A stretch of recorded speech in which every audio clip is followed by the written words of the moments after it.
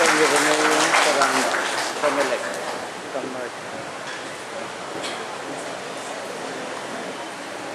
you. Magandang hapon po.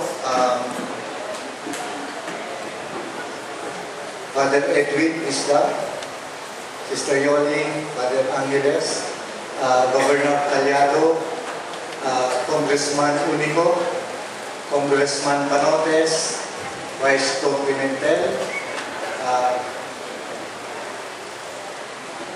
Commissioner Chato. Well,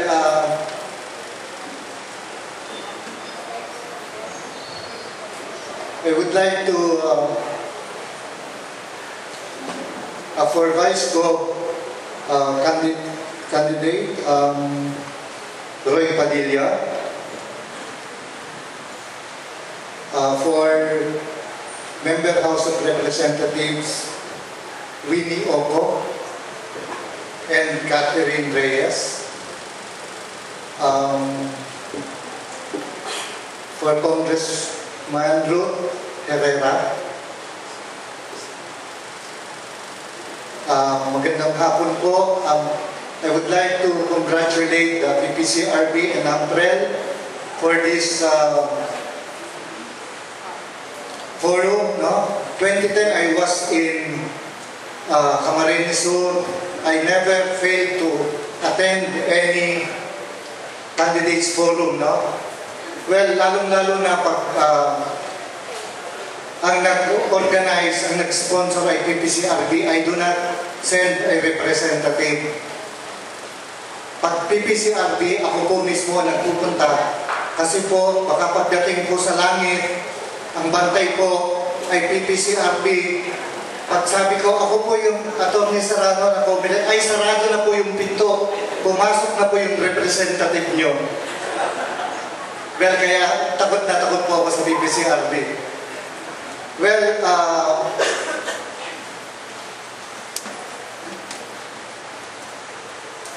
itong election ngayon, 2013, this is already the second automated elections. Tapos na po ang birth pains. 2010 po, unang automated elections po yan.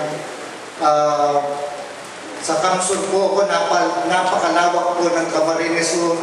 Well, we went through with that.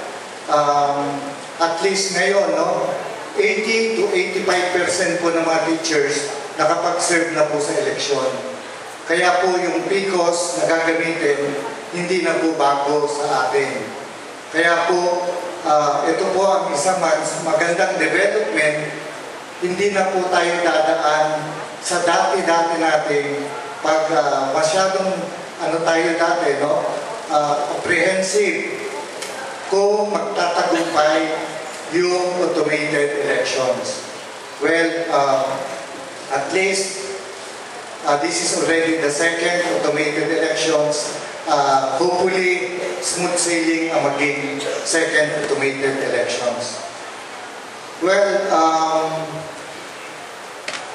ang mandate po kasi ng Commission on Elections, makita po na ang eleksyon, to conduct an election peacefully and orderly. Sabi nila, okay lang yun, peacefully, orderly. Di baling hindi honestly, basta makalusot lang sa orderly and peacefully. Well, hindi naman po yun. Kaya nga po tayo meron ngayong candidates forum. This is the best, na sa lahat ng mga project ng PPCRB, this is the best activity para sa akin.